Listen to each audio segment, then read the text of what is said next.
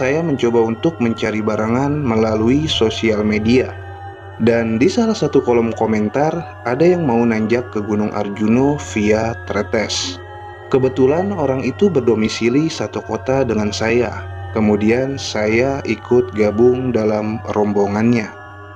Jumat pagi saya berangkat ke rumah beliau, dan di sana juga sudah kumpul teman-temannya.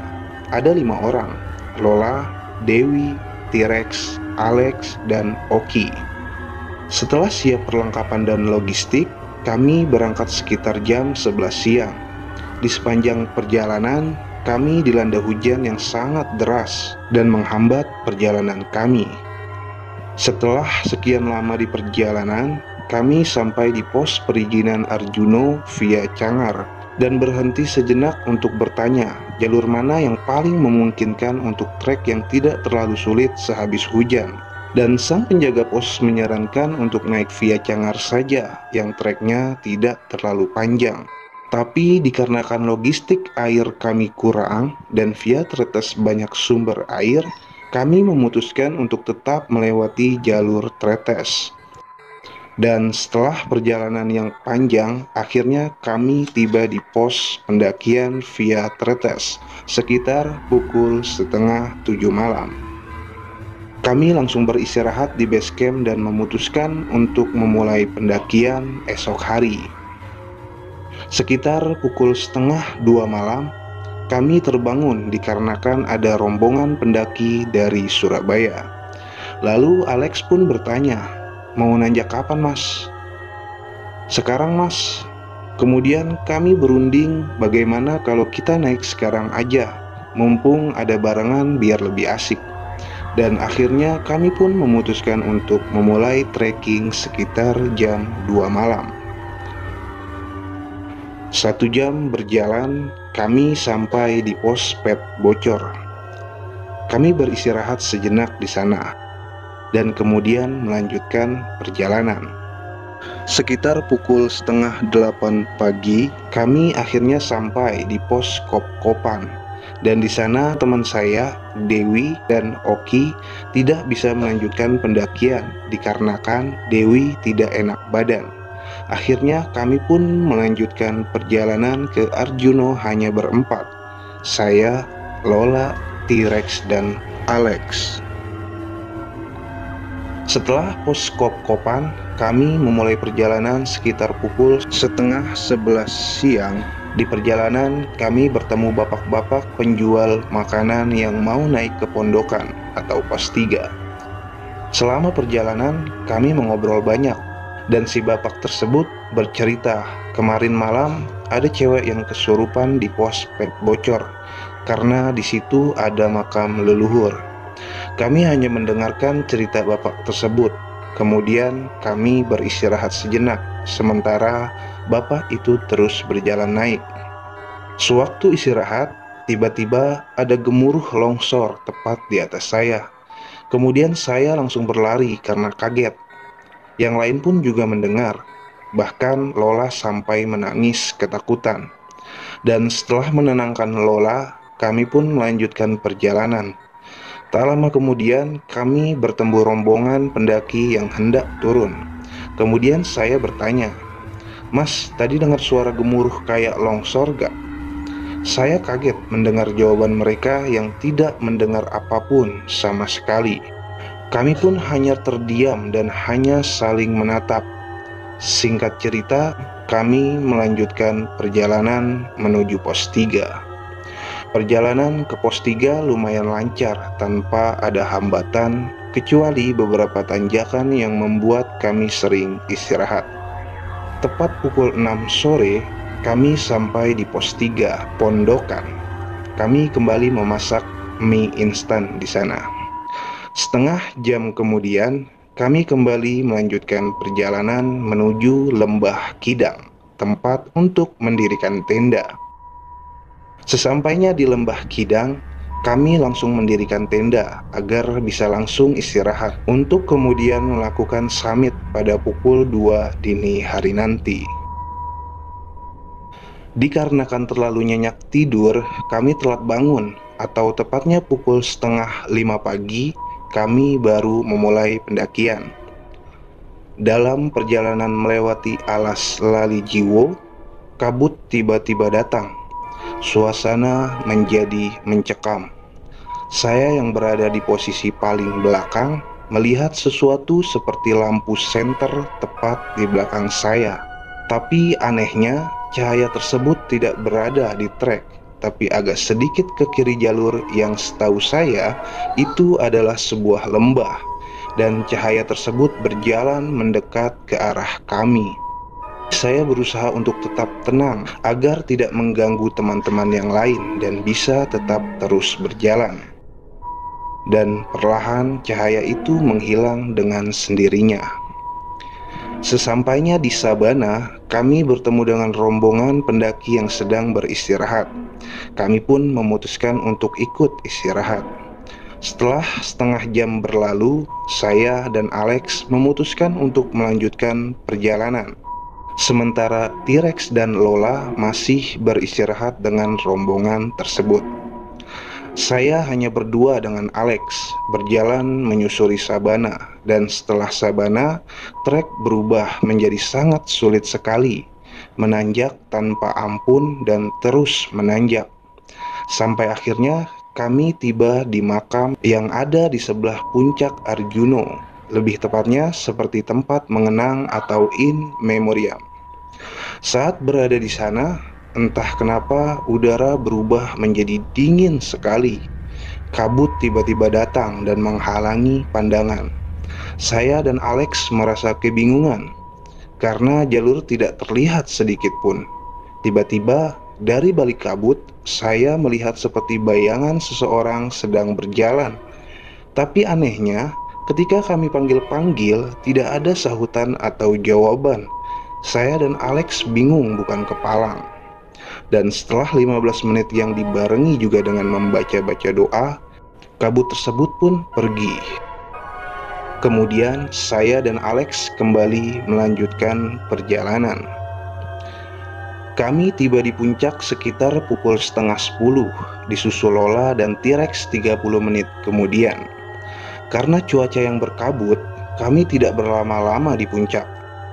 Sekitar pukul setengah 11 siang, kami turun menuju Lembah Kidang. Singkat cerita, kami sampai di Lembah Kidang pukul 3 sore. Kami berniat untuk turun sekitar jam 4, tapi dikarenakan hujan, angin kencang, ditambah juga dengan petir, kami terjebak di dalam tenda hingga pukul 7 malam. Padahal logistik sudah mau habis. Dan terpaksa malam itu juga kami turun ke Kop-Kopan karena di sana kami meninggalkan tenda dan beberapa barang yang tidak diperlukan. Sekitar jam 8 malam, kami memulai perjalanan turun. Disinilah perjalanan yang paling menakutkan terjadi. Di sepanjang perjalanan ke pos 2, kabut tebal sekali. Jarak pandang hanya berkisar 10 meter. Dan di perjalanan kami tidak menemui pendaki lain. Sampai akhirnya kami memutuskan untuk rehat sejenak. Waktu istirahat, saya melihat ada lampu senter dari arah belakang. Ketika rombongan tersebut mendekat, lalu mereka hanya lewat saja tanpa memandang atau menyapa kepada kami. Dan setelah saya perhatikan, anehnya dari rombongan tersebut hanya memiliki satu headlamp saja.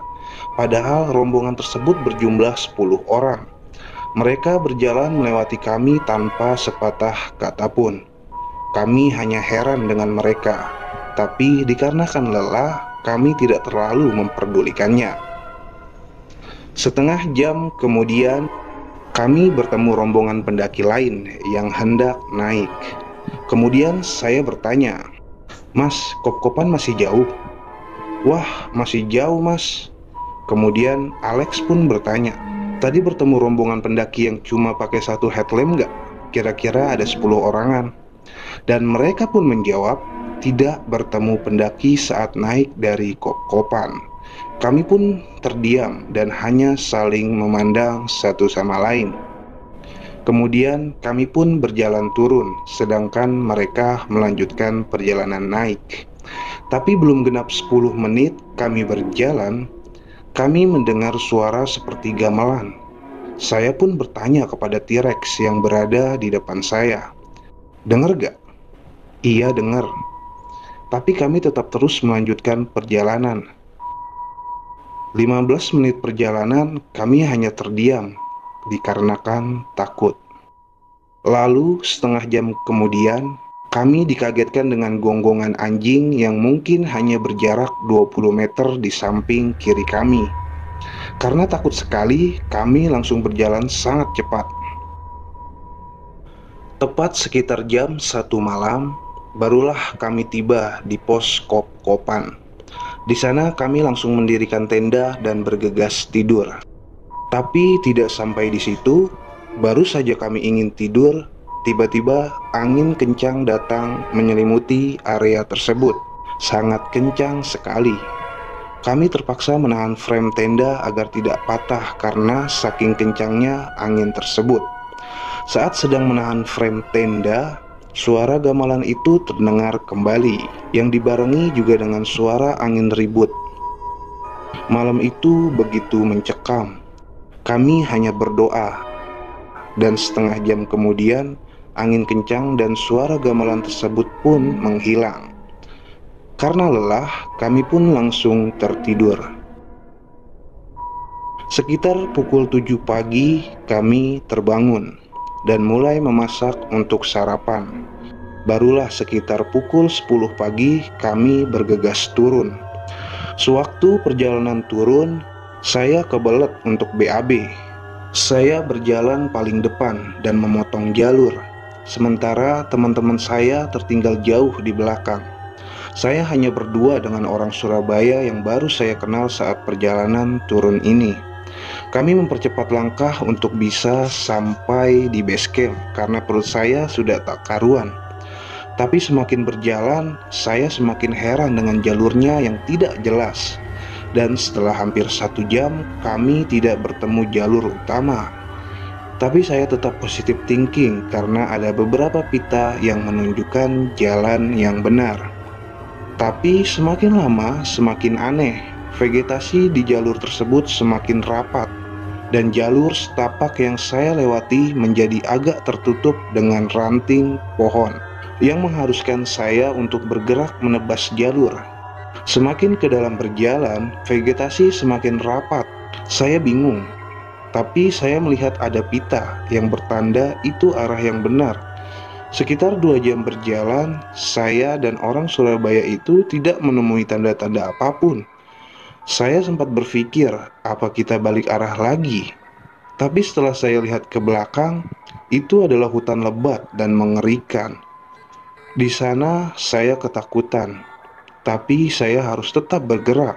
Pikiran saya, kalau saya harus berhenti di hutan ini, saya pasrah. Saya ikhlas. Sambil berjalan dengan penuh keputusasaan, entah keajaiban atau apa, saya melihat vegetasi hutan berganti menjadi ladang pohon pisang yang rindang dan ada jalan setapak. Di situ saya sangat senang sekali. Kemudian saya mengikuti jalur tersebut. Dan tak lama kemudian saya kembali berada di trek. Dan singkat cerita, sampailah saya di base camp dan bertemu dengan teman-teman yang lain.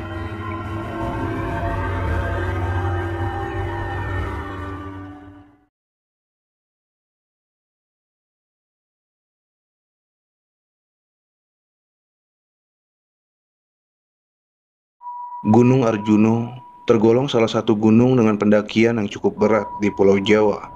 Di samping jalur tretes yang populer, pendakian via Purwosari adalah salah satu jalur yang sangat menarik. Suasana mistis dengan berbagai situs peninggalan kerajaan Majapahit dan tempat-tempat pemujaan ditemukan di sepanjang jalur pendakian. Inilah kenapa pendakian Gunung Arjuno via Purwosari disebut juga sebagai pendakian spiritual.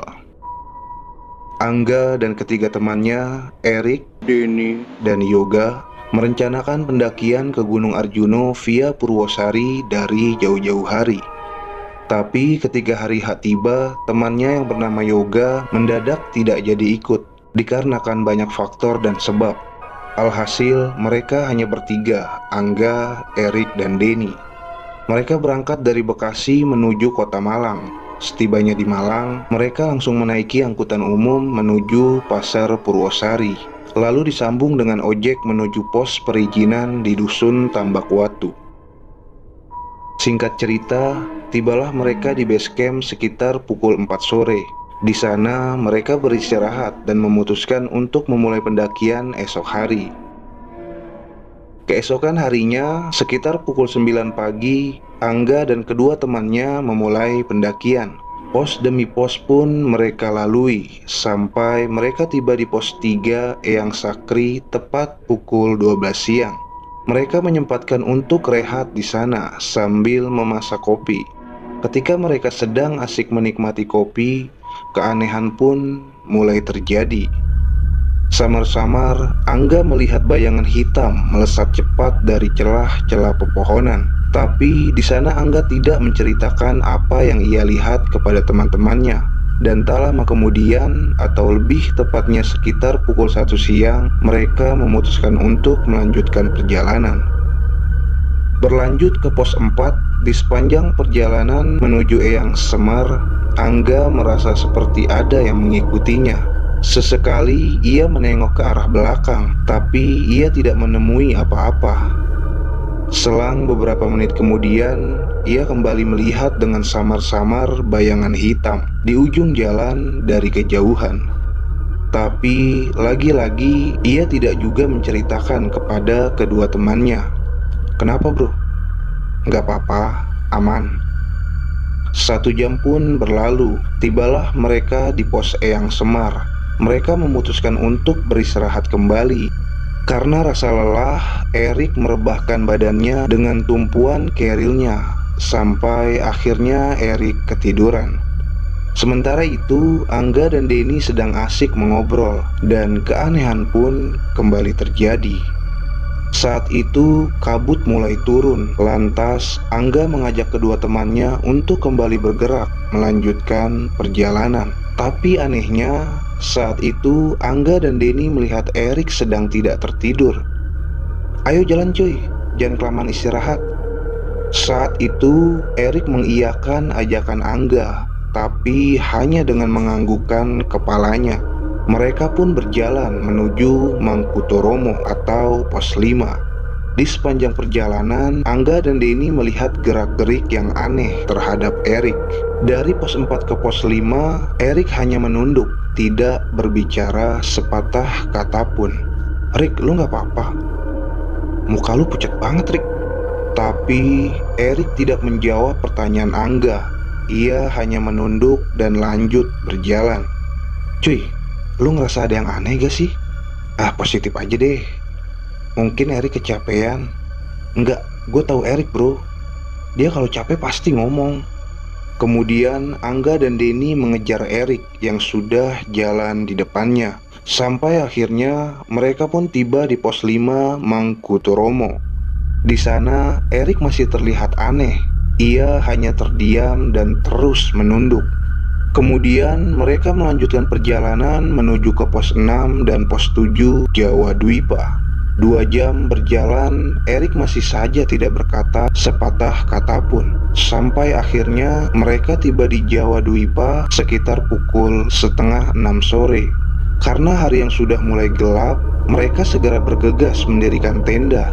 Di saat Angga dan Denny sedang sibuk mendirikan tenda, Erik malah berjalan meninggalkan mereka ke arah hutan. "Rik, woi lu mana?" Erik terus berjalan ke arah semak-semak pepohonan, kemudian menghilang. "Den, susulin gih." "Enggak ah, takut gue. Udah gelap bro, biarin aja ntar juga balik." 1 jam pun berlalu. Tepat pukul 7 malam, terdengar suara Erik dan rombongan pendaki lainnya dari luar tendanya. Tuh kayak suara Erik." "Nah, bener kan, dia balik." Kemudian Angga dan Denny segera keluar dari tendanya. "Woi Rik, ngapain lu sama rombongan lain? Anjir, parah banget lu pada. Gue ketiduran di pos 4, malah ditinggal. Bukannya bangunin mau jalan." "Lah, kan tadi lu ikut kita jalan sampai sini. Justru pas kita lagi buka tenda, lu malah jalan aja tuh ke arah hutan. Dih, apaan sih? Gua aja dibangunin sama tuh rombongan. Terus gue liat lu pada nggak ada, makanya gue gabung sama mereka. Terus, yang tadi bareng kita, siapa, Den? Dan seketika keadaan pun mulai hening. Mereka hanya saling menatap satu sama lain. Kemudian mereka pun semua masuk ke dalam tenda. Dan perasaan-perasaan takut menghantui pikiran mereka. Di dalam tenda, mereka semua terdiam sampai tidak memikirkan untuk memasak makanan. Tepat pada pukul 10 malam, sayup-sayup mereka mendengar suara musik dangdut.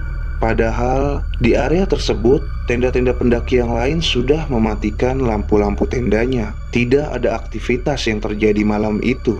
Dan seharusnya di atas ketinggian lebih dari 2000 meter tersebut sudah tidak terdengar lagi suara-suara dari penduduk desa di bawah sana.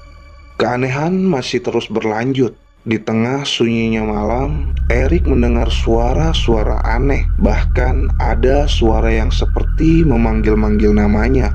Malam itu terasa lirih.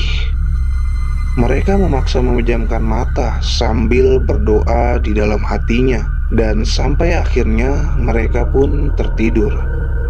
Keesokan harinya, mereka terbangun sekitar pukul 7 pagi. Kemudian mereka memasak, lalu menyantapnya.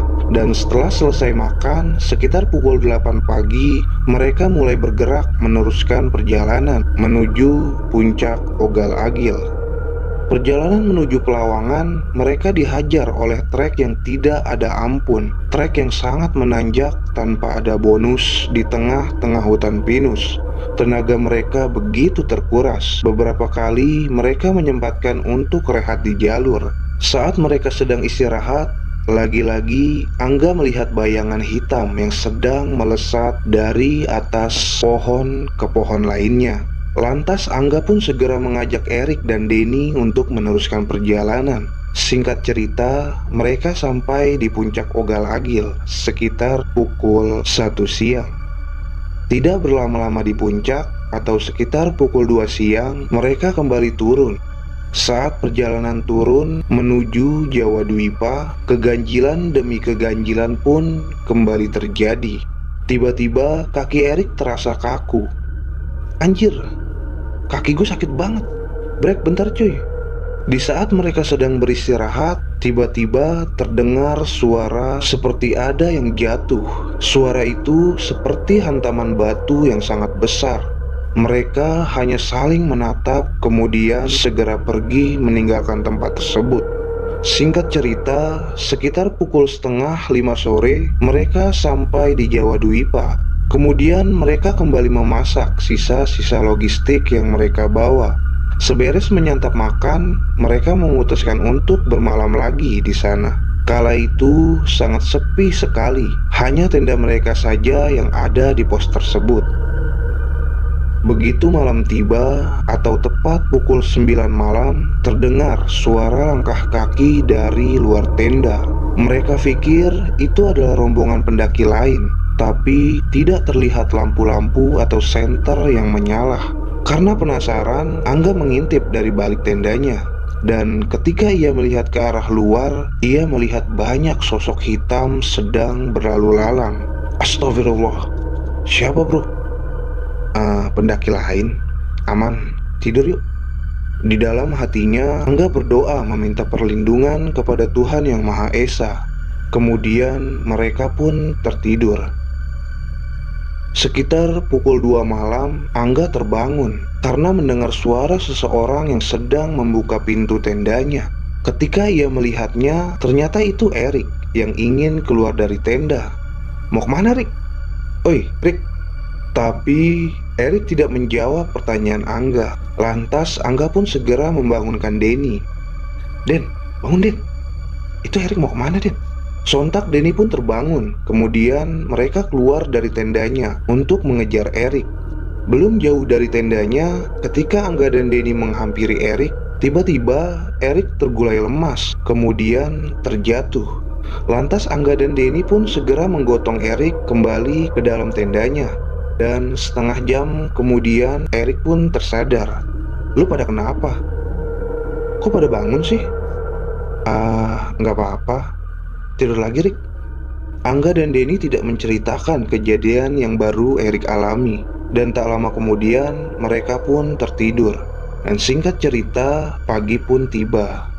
Mereka segera bergegas merapikan tendanya tanpa terlebih dahulu sarapan, dikarenakan logistik mereka sudah habis. Kemudian mereka bergerak turun menuju base camp, dan sesampainya di base camp, barulah Angga menceritakan semua kejadian yang ia rasakan selama pendakian.